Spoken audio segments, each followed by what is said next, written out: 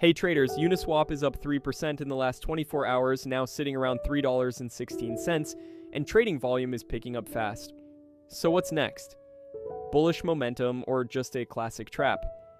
Rising volume can signal real buying interest, which is a good sign for a breakout.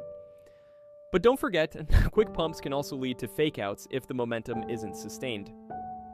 Key levels to watch. If UNI holds support and keeps volume strong, we could see continuation upward. But if volume drops, this move might fade just as fast. Stay sharp, manage your risk, and don't chase the hype. Let me know, are you bullish or cautious right now? Also, quick update. We've just released our latest Uniswap price prediction update, support and targets revealed. Big moves could be ahead for Uniswap.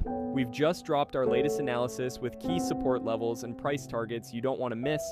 If you'd like deeper insights, check out our Patreon page, link in description and comments. There's also a starter plan available for just $10 if you want to try it out. Got a specific chart you want analyzed? Feel free to DM me anytime, happy to take requests. Catch all the details via the link below. Disclaimer, please do your own research. This content is for informational purposes only and is not financial advice.